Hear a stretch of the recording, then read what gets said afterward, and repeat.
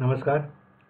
अष्टावक्र गीता निरूपण या आपल्या मालिकेतील आज हा 28वा भाग 233व्या श्लोकापासून आज आपण सुरुवात करणार आहोत. मागच्या खेपेला आपण 232व्या श्लोकाला मागचा भाग पूर्ण केला होता. श्लोक क्रमांक 233. कर्तव्यतैव संसारो नताम पश्यन्ति सूर्या शून्याकारा निराकारा निर्विकारा निरामया. अर्थ, कर्तव्यबुद्धी म्हणजे प्रपंच आहे, पण शून्याकार, निराकार, निर्विकार आणि अलिप्त असलेले ज्ञानी कर्तव्यबुद्धीकडे दुर्लक्षच करतात. आपण प्रपंचात असणाऱ्या माणसांची कर्तव्ये शास्त्रांनी सांगून ठेवलेली आहेत. ममेदम कर्तव्य म्हणजे हे माझे कर्तव्य आहे, ही भावना म्हणजे संसार आहे. व्यवहारात प्रत्येकाने आपापले कर्तव्य करणे इष्टच आहे. आईवडिलांनी मुलाचे पालनपोषण करावे, त्यांना शिक्षण द्यावं, कर्त्या पुरुषाने उद्योग करून कुटुंब चालवावे, अशी जी कर्तव्य प्रपंच आहे ती त्याने केलीच पाहिजे. पण बारकाईने पाहिले त्या कर्तव्यामागे सुद्धा सूक्ष्म अहंकार, कर्तेपणाची भावना व आसक्ती असलेली आढळून येईल. ज्याला प्रपंचातून या मोहमायातून मुक्त व्हायचं आहे त्याने ही आसक्ती तरी सोडायला नको का? आणि जे ज्ञानपुरुष मुक्त दशेला प्राप्त झाले त्यांची ही आसक्ती पूर्णपणे सुटलेली असते. शिवाय सर्व संसार परमात्मा चालवतो अशी त्यांची दृढनिष्ठा असते. त्यामुळे अशांना म्हणजे अशा योगी पुरुषांना स्वतःचं काही कर्तव्याचे वाटतच नाही. करणारा मी कोण? करणारा तोच आहे, तो म्हणजे परमेश्वर. अशा भावनेमुळे ते कर्तव्यमुक्तच झालेले असतात. या विश्वाचा निर्माताच त्याला चालवेल, त्याच्याकडून माझ्या वाट्याला येईल तेवढेच मी करीन, त्याहून माझे काही कर्तव्य नाही, ही त्यांची श्रद्धा असते. त्यामुळे तसे ज्ञानी मनाने शून्याकार, अंतर्यामी, निराकार, सर्व विकारापासून मुक्त असे, विकारशून्य, निर्विकार आणि सर्वापासून अलिप्त असे आत्मस्थित असतात. देहबंध व सापेक्ष कर्तभावनेपासून मुक्त असलेले ज्ञानी म्हणूनच स्वानंदात सदैव तृप्त असतात. श्लोक क्रमांक 234. अकुर्वन्नपि संक्षोभात व्यग्रः सर्वत्र मूढपि कुर्वन्नपि तु कृत्यानि कुशलो हि निराकुलः. अर्थ, अज्ञानी काही न करताही चित्त चांचल्यामुळे सर्वत्र व्यग्रचित्त असतो, परंतु ज्ञानी सर्व कर्मे करूनही सदैव शांतचित्त असतो. माणसाचं मन ही फार गमतीची गोष्ट आणि अगाध गोष्ट आहे. मन दिसत तर नाही, पण त्याचे व्यापार सतत चालू असतात. शरीर शांत असले, निष्क्रिय असले तरी मन फिरत असते. ते क्षणात हिमालयावर जाईल, क्षणात कन्याकुमारीला जाईल, एका क्षणी प्रेयसीपाशी घोटाळेल, तर पुढच्या क्षणी देवळात सुद्धा पोचेल. शरीराने तुम्ही अगदी तप करण्यासाठी गुहेमध्ये एकांतात जाऊन बसला तरी ओढाळ मन लोकांतात भटकत असेल. शांतता शरीराचा उपयोग नाही, तर मन शांत झाले पाहिजे आणि त्याची शांती जाऊन ते सुख क्षुब्ध होण्याचे कारण विषयवासना आणि अहंभाव हीच होत. अष्टावक्र ऋषींनी हे सूत्र धरून या श्लोकाची रचना केलेली आहे. अज्ञानी म्हणजे प्रपंची माणूस काही करत नसला तरी सदैव अशांत, असमाधानी व व्यग्रचित्त असतो, कारण देहाने काही न करताही त्याची मनोराज्य आणि मनोव्यापार चालूच असतात. आपण पाहतो की शस्त्रक्रियेसाठी भूल दिल्यावर गुंगीत असताना किंवा साधे झोपलो असलं तरी मनामध्ये नाना विचार, कल्पना, स्वप्ने, इच्छा उठतच असतात आणि त्यामुळे मन कधी शांत राहू शकत नाही. या उलट ज्ञानी पुरुषाची स्थिती असते. त्याच्या सर्व इच्छा, लोभ, अहंभाव, वासना नष्ट झाल्या असतात. त्याच्या वाट्याला जी देवदत्त कर्मे येतील ती तो करतच राहील, पण ती करताना त्याचा भाव मात्र अकर्तेपणाचा असेल आणि म्हणूनच त्या अकर्तेपणाच्या भावामुळे ज्ञानी मनुष्य व्यग्र न होता सदैव शांतचित्तच असतो. श्लोक क्रमांक 235. सुखमास्ते सुखम शेते सुखमायाती यातीच सुखम वक्ती सुखम भुक्तय व्यवहारेपि शांतधी. अर्थ, ज्ञानी मुक्तात्मा प्रपंचात सुद्धा सुखाने येतो, सुखाने झोपतो आणि सुखाने जातो, सुखाने खातो, सुखाने बोलतो, असा सदैव सुखपूर्वक सदैव राहत असतो. प्रपंचात गुंतेला प्रपंच माणूस जेव्हा सुखाच्या राशीत लोळत असला तेव्हाही मनामध्ये अस्वस्थ असतो. आता जे सुख मला मिळाले ते असंच कायम राहील का, अशी त्याच्या मनात धाकधूक असते आणि तेच त्याच्या अस्वस्थतेचे कारण असते. श्रीमंत माणसाला आपल्याला चोर कोण लुटणार का, इन्कम टॅक्सचा त्रास होणार नाही ना, भाऊबंद वाटणी मागतील का, धंद्यात नुकसान करणाऱ्यांना, अशा अनेक काळज्या असू शकतात. ज्याची प्रकृती उत्तम आहे त्यालाही काहीतरी रोग होणार तर नाही ना, किंवा आता बरं आहे पण म्हातारपणी काय रोग होईल का, अशी काळजी असते. म्हणजे सुखात असून सुद्धा कोणीच खरा सुखी, शांत आणि स्वस्थ नसतो. प्रत्येकजण मिळणारे जे सुख आहे ते खरे मानतो व त्यामुळे स्वतःलाच दुःखी करत बसलेला असतो. या उलट आत्मस्थित असलेला ज्ञानी पुरुष ऐहिक सुखातही सुखी असतो आणि सुख नसली दुःख असले त्यात सुद्धा तो सुखीच राहतो. त्याचे येणे जाणे, चालणे, बोलणे, खाणे, राहणे या सर्वांमध्ये सदैव तृप्ती असते. कारण हे दिसणारं सुख हे खरं नाही ही त्याची भावना असते आणि त्यामुळे तो एखाद्या खेळात खेळल्याप्रमाणे, एखादा खेळाडू जसा खेळत असतो त्याप्रमाणे आपल्या वाटेला आलेला प्रपंच सुखपूर्वक आणि समाधाने करीत राहतो. नाटकातील नट जसा भूमिका राजाची असो, भिकाऱ्याची असो का शिपायाची असो ती उत्तम करावी, त्याप्रमाणेच स्वस्थचित्त झालेल्या ज्ञानी माणसाचे प्रपंचातील वागणे सदैव तृप्ती देत असते. श्लोक क्रमांक 236. स्ववद्यस नैवर्तिर्लोके वद्व्यवहारिणा महारुद इवाक्षोभ्यो गतक्लेशः सुशोभते. अर्थ, व्यवहारातील तो सामान्य माणसाप्रमाणे त्रासत नाही, तो स्वभावतःच महासरोवराप्रमाणे अक्षुब्ध आणि क्लेशरहित असा शोभून दिसतो. रोजच्या व्यवहारात आपण सदैव धकाधकीमुळे त्रासलेला असतो. आपल्याला सदैव काहीतरी मिळवायची इच्छा असते आणि त्या इच्छेची वैशिष्ट्य अशी की ती कधी तृप्त होत नाही. एक पूर्ण झालेली पुढची इच्छा लगेच त्याच्या उभी असते. म्हणजे पहिल्या इच्छेच्या धडपडीतून मनुष्य मुक्त झाला तर दुसरी इच्छा त्या मागे उभी असते, त्या काळात धडपड परत सुरू होते आणि यामुळे तो सदैव धावपळीत, व्यग्र व अशांत असतो. त्या क्षुब्धतेमागील खरे कारण त्याच्या सदैव तहानलेल्या आशा आकांक्षात आहे. त्यांच्या पूर्तीसाठी सतत त्रास घेऊन त्याला धावत लागते. अगदी याच्या उलट परिस्थिती योगी पुरुषाची असते. विश्व, संसार, त्यातील वस्तुमात्र आणि सुखदुःखे ही सर्व माया आहे हे त्याने उमजलेले असते. त्यामुळे त्याच्यामध्ये कुठलीही आसक्ती नसते. व्यवहारामध्ये तो व्यवहाराप्रमाणे वागेल, पण जे येईल ते येऊ दे, नाही येणार ते न येऊ दे, अशी त्याची तटस्थ वृत्ती असते. आणि त्यामुळे काही मिळाले किंवा नाही यावरून त्याची मानसिक शांती अजिबात ढळत नाही आणि चित्तही क्षुब्ध होत नाही. तो सदैव त्यामुळे अव्यग्र, क्लेशरहित आणि आनंदी असतो. त्याच्या या अवस्थेला शांततेच्या, अलिप्ततेच्या अष्टावक्ऋषी या श्लोकात महासागराची उपमा देतात. सागरावर जरा वरवर लाटा दिसतात पण अंतर्यामी तो शांत असतो. तसा ज्ञानीपुरुष प्रपंचात राहून सुद्धा न त्रासलेला, शांत व सदा समाधानी असतो. श्लोक क्रमांक 237. निवृत्तिरपि मूढस्य प्रवृत्ती रूप जायते, प्रवृत्तिरपि धीरस्य निवृत्ती फलभागिनी.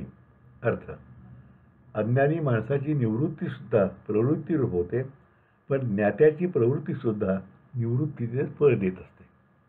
यातला विरोधाभास लक्षात येण्यासारखा आहे. प्रवृत्ती म्हणजे प्रपंच आणि निवृत्ती म्हणजे परमार्थ असे आपण सोपेपणाने म्हणतो. ही सखोल व्याख्या नव्हे, पण अर्थबोध होण्यासाठी ती उपयोगी पडते. निवृत्ती म्हणजे प्रपंचातून मन निवृत्त करून ते परमार्थाकडे वळवायचे, इंद्रियांची विषयाकडे असलेली ओढ नष्ट करावायची, वैराग्ययुक्त अंतःकरणाने आत्मप्राप्तीचा विचार करायचा.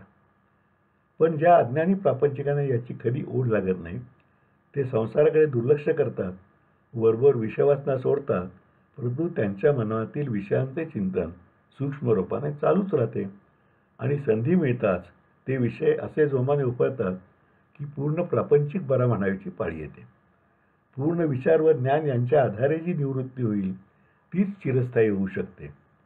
म्हणून वरवर निवृत्तीकडे वाटचाल करणाऱ्या माणसाची ती वाटचाल सुद्धा अंतिप्रवृत्ती स्वरूपच होते, असा सावधगिरीचा इशारा अष्टवक्रमुनी देतात.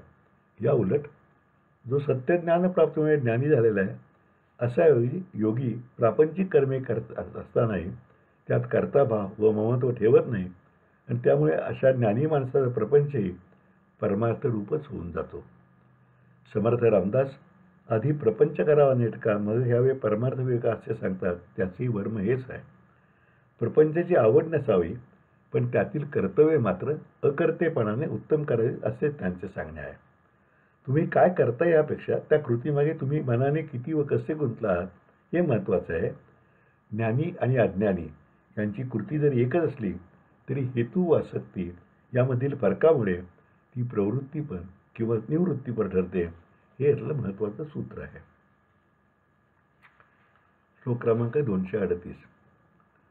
परिग्रहेषु वैराग्यम प्रायो मूढस्य दृश्यते देहे विगलिता शस्य क्व रागा क्व विरागता. अर्थ: मूर्ख माणूस बहुतेक वेळा परिग्रहासंबंधी वैराग्य दाखवित असतो, पण देहात्मभाव संपलेल्या ज्ञानी पुरुषाला आसक्ती कोठली आणि अनासक्तीही कोठली. आपण सभोवताली पाहिले तर अनेक लोक त्यागाचा मोठा आव आणीत असतात. श्रीमंत माणसे आपल्या मित्रांना शिक्षकांना मदत करताना दिसतात आणि वर मी अमुक केले तमुक केल्याचा तोराही मिळवतात. त्यांना वाटते लोकांनी म्हणावे, अरे वा, केवढा हा दानशूर माणूस आहे बरे. त्या तथाकथित दानशूर मंडळींनाही आपण पैशाचे लोभी नाही असे दाखवायचे असते आणि मी परमार्थी आहे अशी स्वतःचीच भ्रामक समजूत करून घ्यावायची असते. अशा अज्ञानी माणसांच्या वैराग्याच्या कल्पना वस्तूंचा त्याग करण्यावर केंद्रित झाल्या असतात. हेच त्याचे खरे कारण आहे. खरे वैराग्य त्या वस्तूंच्या त्यागात नसून मनाने आसक्तींचा त्याग करण्यात आहे. तुम्ही सर्वस्व दिलेत पण स्व दिला नाहीत तर तुमची आसक्ती गेलेलीच नाही. म्हणजे त्या देण्याचा वैराग्याशी काही संबंध नाही. या उलट तुम्ही काही त्याग केला नाही, दिखाऊ दानधर्म केला नाही, पण तुमची कशातही आसक्ती नसेल तर तेच खरे वैराग्य होय. विरक्ती ही दाखवायची गोष्ट नसून मानसिक बैठक आहे आणि ती केवळ ज्याचा देहभाव व वासना संपलेल्या अशा ज्ञानी माणसालाच प्राप्त होते. 239. भावभावनासक्ता दृष्टीर्मूढस्य सर्वदा भाव्य भावना या सातू स्वस्थस्य दृष्टीरूपिणी. अर्थ: मूढ अज्ञानी पुरुषाची दृष्टी सदैव असलेल्या व नसलेल्याही विषयांकडे असते, परंतु स्वस्थचित्त ज्ञानी पुरुषाची दृष्टी आत्मस्वरूपीच रम्माण असल्यामुळे अव्यक्त असते. पुन्हा परत आपण तेच अष्टावक्र आपल्याला समजावून सांगतायत. प्रापंचिक अज्ञानी माणूस सदैव विश्ववासनांच्या उद्दिष्टावर लक्ष ठेवून असतो. जे ऐहिक विषय प्राप्त झाले त्यांचा तो उपभोग घेतो. जे मनात आहेत पण अजून मिळाले नाहीत अशा विषयांची लालसा धरून त्यांच्यासाठी प्रयत्न करीत राहतो आणि त्यामुळे तो सदैव गुंतलेला असतो. त्याचे विचार, उच्चार, आचार या सगळ्यांच्या पाठीमागे विषय हीच एकमेव प्रेरणा असते. आकाश जसे एकाच मोठ्या काळ्या ढगाने झाकून जावे व सूर्यही दिसेनासा व्हावा, तसे मूढ माणसाचे मन विषयाने वापून गेलेले असल्याने आत्मज्ञानरूप सूर्याच्या प्रकाशाला तो पारखा झालेला असतो. या उलट ज्ञानी पुरुषाची विस्थिती असते. तो संसारात असतो, इतर प्रापंचिकांसारखा वागत असतो, परंतु या सर्वांमध्ये तो असून नसल्यासारखा असतो.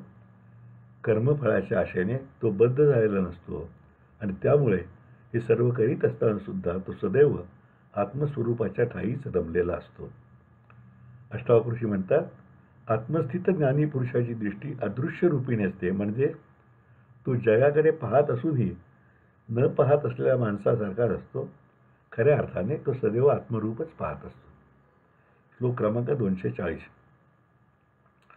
सर्वारंभेषु निष्काम यच्चरेद्वालोन्मीहि न लेपस्तस्य शुद्धस्य क्रियमाणेपि कर्मणी.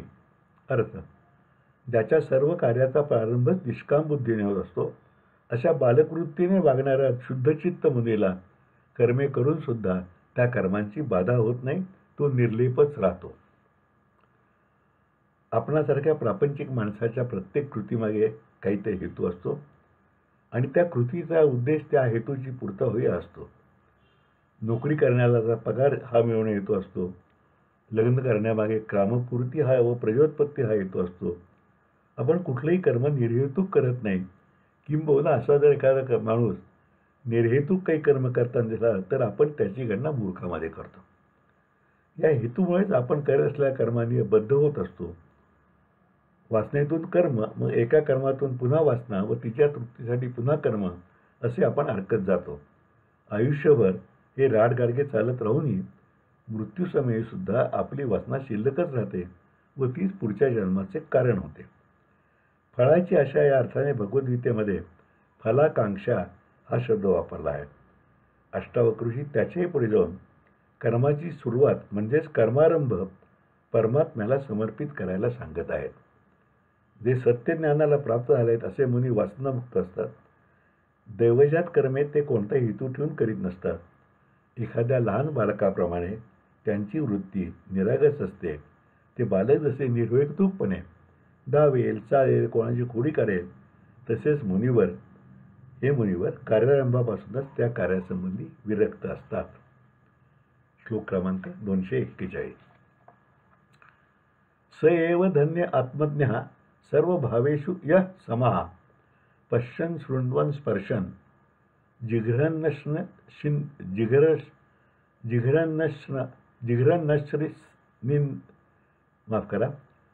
पश्यन् शृण्वन् स्पृशन् जिघ्रन्न स्पर्शमानसा. पाहात, ऐकत, स्पर्शात वास घेत आणि खात असताना सुद्धा सर्व अवस्थांमध्ये समबुद्धी ठेवणारा निरीक्षक आत्मज्ञानी पुरुष धन्य होय. अष्टावक्र पुन्हा पुन्हा जनकाला सामान्य संसारामुळे सुमुक्त ज्ञानी यांच्यातील आंतरिक भेद समजावून देत आहेत. ज्ञानीसुद्धा तुमच्या माझ्यासारखा देहधारी माणूस असतो. आपल्याप्रमाणे त्यालाही तेवढीच 5 ज्ञानेंद्रिय असतात. आपण जे रोजच्या व्यवहारात पाहतो, ऐकतो, स्पर्श करतो, वास घेतो किंवा खात असतो तसे तोही करत असतो. असं नाही की ज्ञानी झाला म्हणून त्याला ताण, भूक, झोप नसते. प्रापंचिक आणि ज्ञानी यांच्या बाह्य शारीरिक अवस्था सारख्याच जरी दिसला तर मग त्यात फरक कोणता? तर मुख्य फरक हा आंतरिक असतो. प्रापंचिक या सर्व क्रियामध्ये समरस झालेला असतो, तर ज्ञानी त्या सहजपणे अलिप्तपणे करत असतो. सुखदुःख, आशा निराशामध्ये प्रापंचिक डोलायमान असतो, तर ज्ञानी या सर्वांच्याकडे खेळ, माया म्हणून बघतो. प्रापंचिक देह आणि मन म्हणजेच आपण समजतो. या उलट ज्ञानी देह आणि मन मी नसून मी म्हणजे आत्मतत्व आहे हे निश्चयपूर्वक जाणतो. त्यामुळे तो मनाच्याही पलीकडे गेलेला असतो. मनाची ओढ त्याला लागत नाही आणि प्रापंचिक बनवणाऱ्या वासना तरंगाप्रमाणे तो जरी वागत असला तरी तो वागत नाही. प्रापंचिक मनाचा गुलाम असतो, तर ज्ञानी मनाचा स्वामी असतो किंवा मनमुक्त उन्मनी असतो.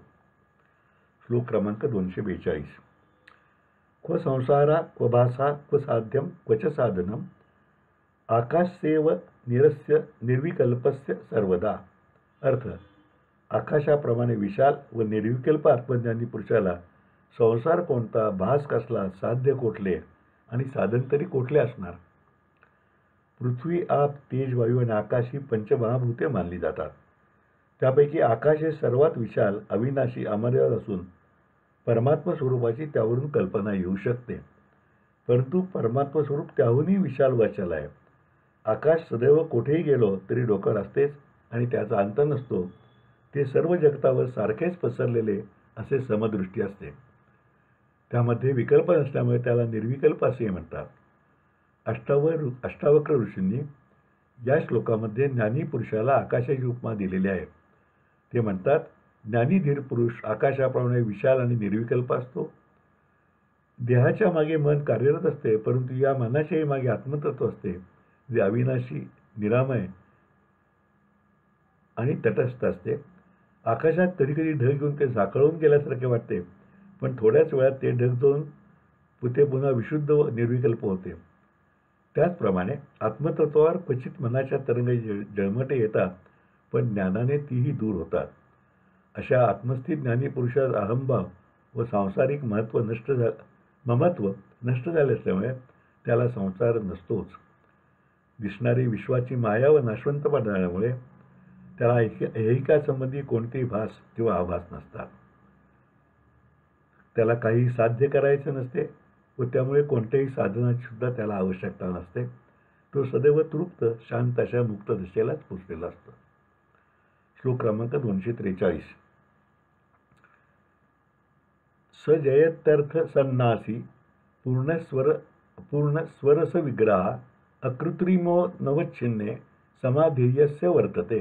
अर्थ, पूर्णपणे स्वानंद स्वरूप अशा निरीक्षक पुरुषाची निर्द्वंद्व अशा परमात्मा स्वरूपाशी एकरूप होऊन अभंग अशी सहज समाधी असते. व म्हणून तो योगी शोभून दिसतो. योगी पुरुषाची सहसमाची अनुपम अवस्था अष्टावक्र या श्लोकात वर्णन केले आहे. असा योगी पूर्णपणे निरीच्छा असतो.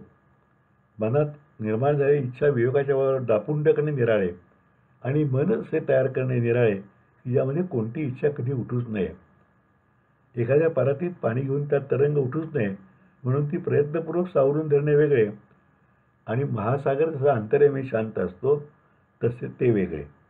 योगी हा दुसऱ्या प्रकारातील सहसाध्य निरीच्छ वृत्तीचा असतो.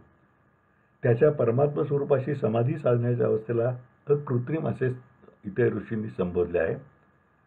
योग, हठयोग, प्राणायाम यांच्या आधाराने साधणारी समाधी कष्टाची, कृत्रिम व तात्पुरती असते, तर पूर्ण ज्ञानीपुरुषाची समाधी स्वाभाविक असते, कारण त्याचे जगणेच समाधी स्वरूप होऊन गेलेले असते.